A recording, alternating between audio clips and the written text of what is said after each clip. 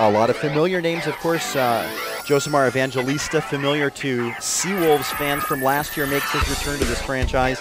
And a couple of familiar names in the 18 also. The backup keeper tonight is Keegan Rogers, who was a Seawolf last year, left the club mid-season to join Seattle Sounders under 23, and have now left Seattle Sounders and come back to the Gunners franchise.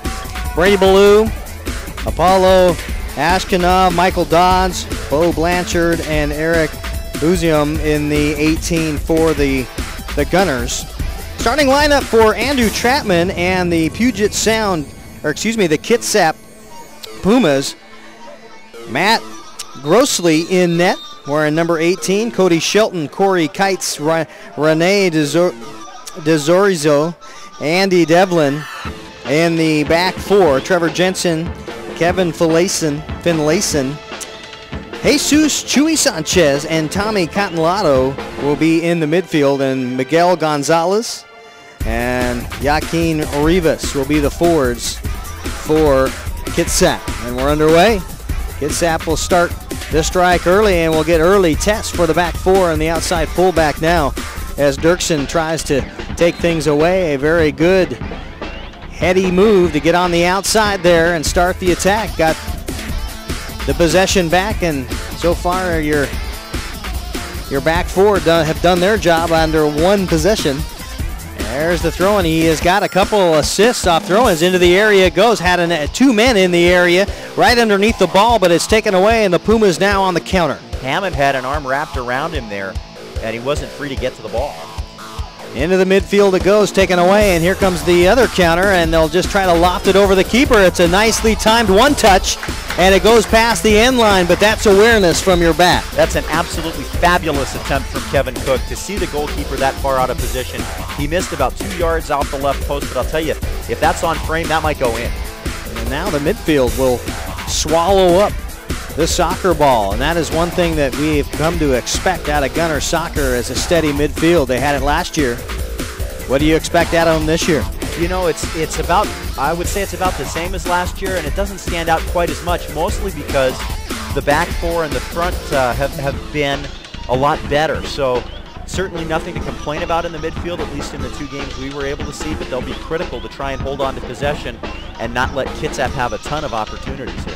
Kitsap now turning up the energy as they move Kites in through midfield, out of that defender spot.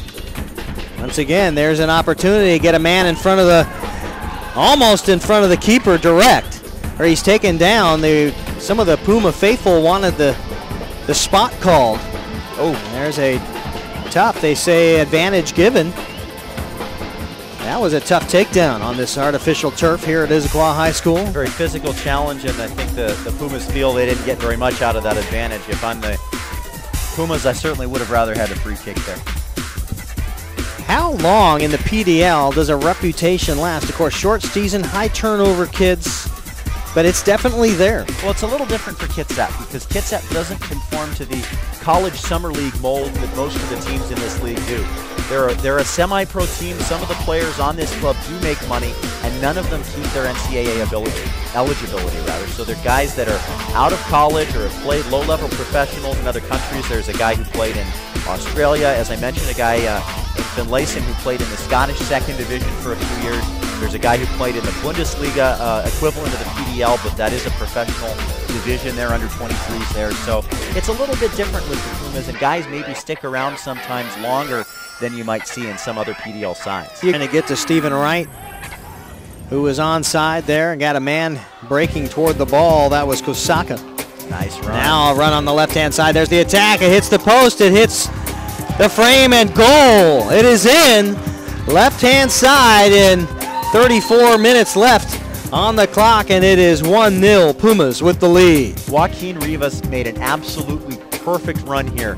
He tucked in behind Kevin Cook, and he made a shot. There was really only 2 spots in the goal he could have put it. He tried to get it under Jason Dodson as he tried to dive towards his own post, and he did exactly that. Glances off the near post and finds the back of the net in the 12th minute. Gunners trying their best to find any squeak, any sliver of daylight through that midfield area, as we've got a foul. And on the home opener, we got to start somewhere. Let's just make it game number 1, Nathan. Building a fan base, you betcha. taken away once again, unrelentless in the forward area and through that midfield. There's a kind of half-hearted through ball trying to find Rivas as he ran up that right-hand side and is denied. Only 2 points separate the difference between the bottom of the table and third place.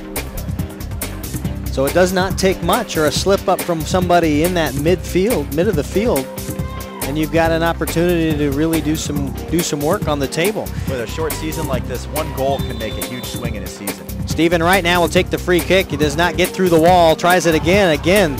Wall busters, another long shot through midfield, no, and denied. Here comes the counter. Pumas on the roll. Dangerous. This could be trouble up the left-hand side with some speed. Here comes Gonzalez now into the center of the area trying to make the attack.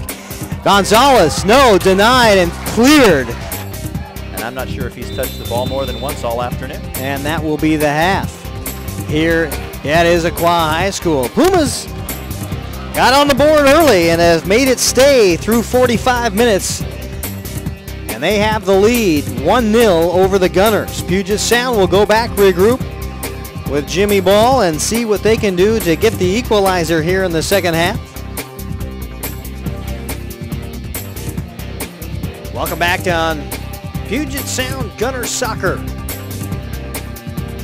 Coming out of the halftime break with the Gunners down by a goal to the Kitsap Pumas, who made the charge over the Sound via ferry here to Issaquah High School, and we're just setting the sun beyond Squawk Mountain off to the west. You got early minutes now. You're only 5 minutes deep into the second half, and there's a collision. They say advantage given, and what advantage? That was very interesting, and they will bring it back. That's the right decision by Levi Rippey. I think he signaled a little bit too early. It's interesting, whether or not to give that advantage signal and when to give it is a different thing in different parts of the world.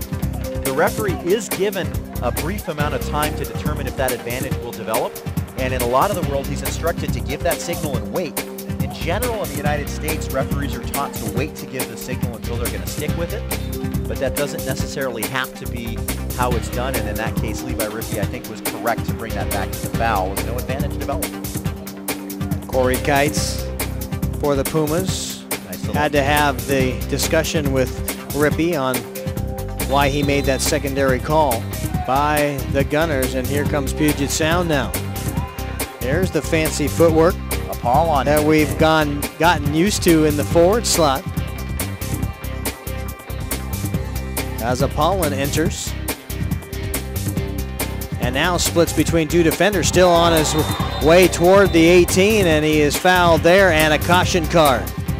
There's the yellow, and that will be the second on the Pumas today. It is. And taking the shot now for the Gunners will be Robertson, Mason Robertson. Off the wall again. We've seen that movie, and it's cleared once again. Into the area, dangerous spot. Blocked away, and then just getting it clear to set things up. Keeper Rogers. And now shielding the keeper, they take the ball out to the top.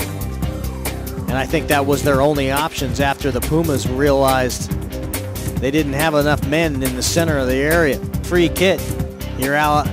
Suddenly have 7 men behind the ball. Just like that. So it stops the attack for the Pumas. Here's the service, slow.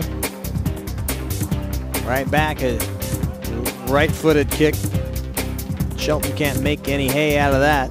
Like that, Riggs. Here comes Gonzalez up the left-hand side. Into the net it goes. Goal. Into the side netting. It goes. Goal denied. Way. Excellent job by Aronimo to get it started. Here's Ash. He's got the speed. Can he get the afterburners in? He's got a 1-on-3 break. One running on the left-hand side is right. Here's a left foot to the keeper. It's taken in there. A deep one. And they're going to have to go 100 yards and change now. That past the end line. Dangerous ball. You try to give it right back to the service in the middle. Misplayed there, and that is pure luck. We may be seeing the last breath of the Gunners. Dirksen. That took a deflection. by Apollon, and now running at the keeper and taken down there, and that will probably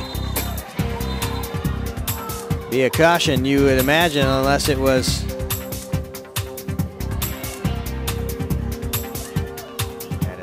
And it may be, yeah, it is a caution. It had to have been, and I didn't know if he was ushering him off the field. It looked like at one point in time, the referee Levi Rippey was pointing to the locker room. Just trying to get him away from the confrontation, I believe. Gunners fall to the Kitsap Pumas 1-0.